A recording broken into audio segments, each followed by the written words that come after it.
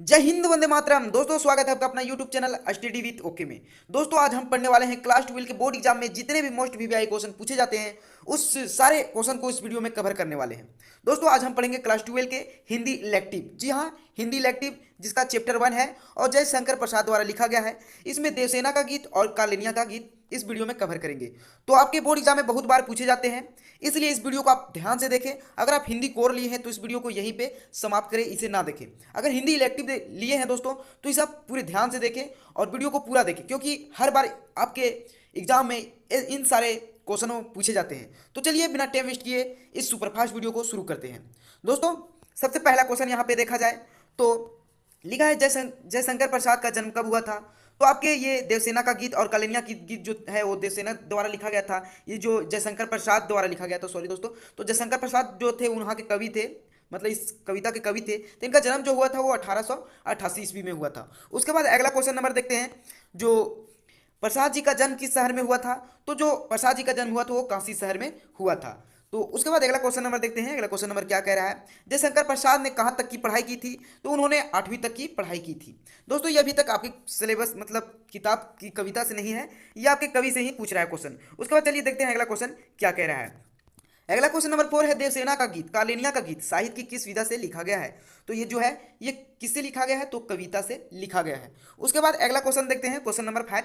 Question number 5 क्या कह रहा है, देवसेना का गीत किस नाटक से लिया गया है। तो चलिए देखते हैं इसका ऑप्शन क्या कह रहा है। सबसे पहला देख रहा है कि चंद्रगुप्त। तो चंद्रगुप्त जो था वो लिया गया था कार्लिनिया का जो गीत है उसका लिया गया था किससे, चंद्रगुप्त से। स्कंदगुप्त, तो जी हाँ, देवसेना का गीत जो है वो स्कंदगुप्त से लिया गया था। मालवा की कहानी जो मालवा जो था वो यहीं की राजकुमारी थी। कौन, देवसेना जो थी वो मालवा की ही राजकुमारी थी। तो चलिए अगला क्वेश्चन नंबर देखते हैं। क्वेश्चन नंबर 6 कह रहा है कि देवसेना के भाई का क्या नाम था। तो चलिए देखते हैं। सबसे पहले है स्कंदगुप्त, यहाँ पे दिया है दोस्तों।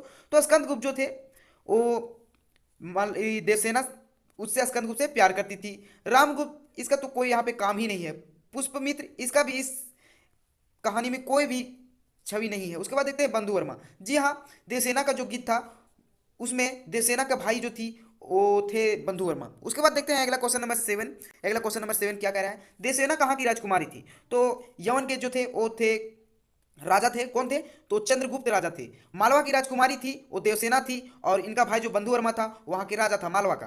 रोम, यहाँ इसका कोई भी मतलब ये इस कविता में सिर्फ ऑप्शन दिया गया है। मगध, मगध तो आपको पता होगा दोस्तों, जहाँ की जो आपके हिस्ट्री से लिया गया है। तो चलिए अगला क्वेश्चन नंबर को देखते हैं। ऑप्शन को यहाँ पे थोड़ा बहुत पढ़ लेते हैं जिससे आपकी थोड़ा नॉलेज बढ़ सके। उसके बाद देखते हैं क्वेश्चन नंबर 8 कह रहा है कि मालवा पर किसने आक्रमण किया था। तो पहले दिया है रामगुप्त। रामगुप्त तो इस कहानी में है ही नहीं। शक भी इस कहानी में नहीं है। बंधु वर्मा, तो बंधु वर्मा नहीं तो मालवा के राजकुमार थे, तो वो मालवा पर क्यों आक्रमण करते। उसके बाद देखते हैं हुनो। तो इसका जो सही आंसर हो जाएगा वो हुनो हो जाएगा। क्वेश्चन नंबर 8 का ऑप्शन नंबर डी सही हो जाएगा। हुनो द्वारा मालवा पर आक्रमण किया गया था और देवसेना मालवा की राजकुमारी थी। उसके बाद देखते हैं अगला क्वेश्चन नंबर 9। क्वेश्चन नंबर 9 क्या कह रहा है कि मधुकरियों का क्या अर्थ होता है। तो मधुकरियों का जो अर्थ होता था वो पक्के पके हुए अनाज, क्या होता था, पके हुए अनाज। उसके बाद अगला क्वेश्चन नंबर देखते हैं। क्वेश्चन नंबर 10 है, देवसेना किससे प्रेम करती थी। तो देवसेना जो थी वो मालवा के राजकुमार नहीं, मालवा के राजकुमार तो बंधु वर्मा थे, इनके भाई ही। मगध के राजकुमार कौन थे, तो ये हो गया चंद्रगुप्त। उसके बाद स्कंदगुप्त, तो इसका जो सही हो जाएगा स्कंदगुप्त सही हो जाएगा। समझ गए ना। उसके बाद अगला क्वेश्चन नंबर 11 को देख लेते हैं। अगला अगला क्या कह रहा है कि निर्भरता का क्या अर्थ होता है। तो निर्भरता का जो अर्थ होता है वो खामोशी होता है। क्या होता है दोस्तों, खामोशी होता है, निर्भरता अर्थात खामोशी। उसके बाद अगला क्वेश्चन नंबर 12 को देख लेते हैं। अगला क्या कह रहा है, आंसू से गिरते थे प्रतिच्छन में कौन सा अलंकार रखा गया है। तो इसमें जो है आंसू से गिरते थे प्रतिच्छन, इसका जो होगा वो सही हो जाएगा उपमा, उपमा अलंकार इसमें है। उसके बाद में फिर देखते हैं अगला क्वेश्चन नंबर 30 देखते लेते हैं दोस्तों। देवसेना का गीत किसके लिए लिखा गया। तो देवसेना का जो गीत है वो देवसेना के लिए लिखा गया था। किसके लिए लिखा गया था, देवसेना के लिए लिखा गया था। और ये देवसेना का गीत किससे लिया गया था, तो स्कंदगुप्त से लिया गया था, स्कंदगुप्त से लिया गया था। उसके बाद अगला क्वेश्चन नंबर देखते हैं, स्कंदगुप्त किससे प्रेम करता था। तो स्कंदगुप्त जो था वो कार्लिनिया से नहीं, ये तो दूसरा है। देवसेना से तो प्यार करते ही नहीं थे, वे विजया से प्यार करते थे। किससे प्यार करते थे, विजया से, विजया। उसके बाद में जो देवसेना थी ना वो प्यार करती थी स्कंदगुप्त से। स्टोरी का बहुत अच्छे से समझिए तो आपके बहुत ही आसान हो जाएगा सारे क्वेश्चन, जितने भी क्वेश्चन होंगे। देवसेना जो प्यार करती थी स्कंदगुप्त से प्यार करती थी।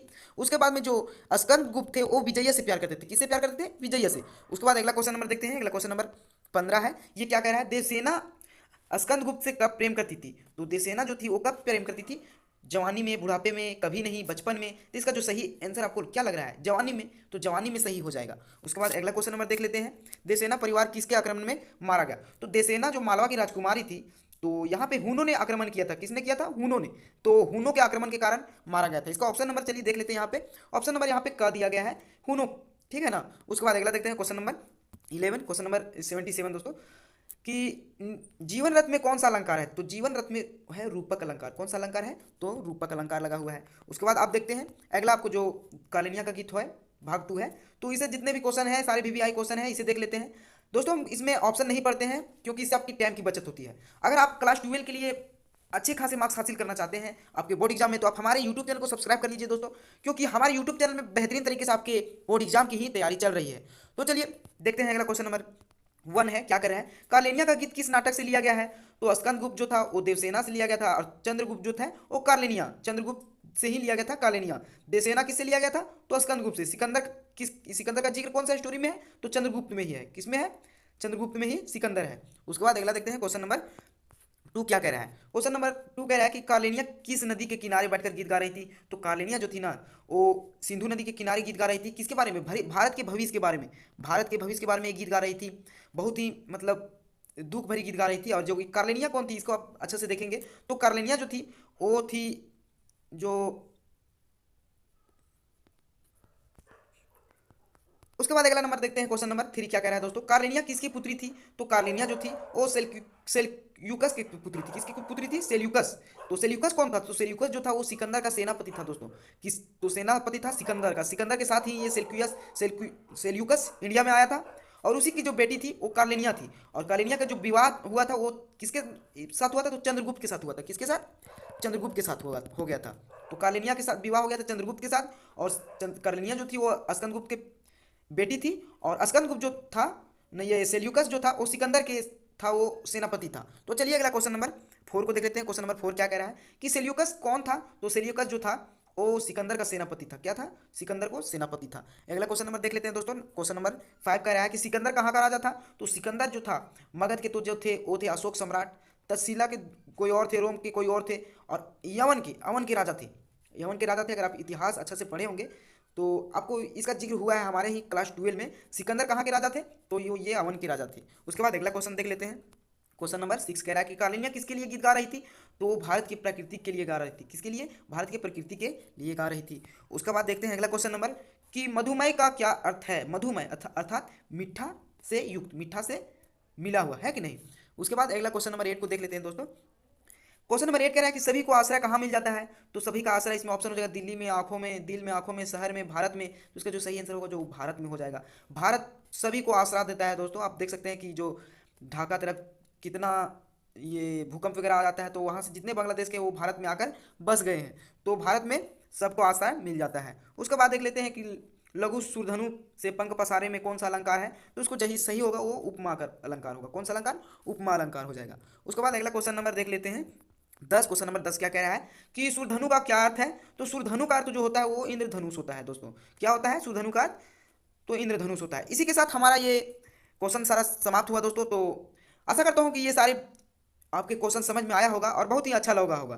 तो फिर मिलेंगे हम लोग अगली वीडियो में। तब तक के लिए धन्यवाद। जय हिंद, जय भारत। और इसी तरह का हमारे यूट्यूब चैनल को विजिट कीजिए और देखते रहिए। हमारे प्लेलिस्ट में एक बार जाइए, वहाँ से चेक कर सकते हैं आपके जितने भी सेट आया है, एमसीक्यू जितने भी इंपॉर्टेंट एमसीक्यू है सब्जेक्ट बाय सब्जेक्ट, और जितने भी आपके सब्जेक्ट है सभी का एमसीक्यू हमारे प्लेलिस्ट पे दिया गया है। तो आप वहाँ पे जाइए और एक बार वहाँ से एक विजिट कीजिए, एक बार जरूर देखिए।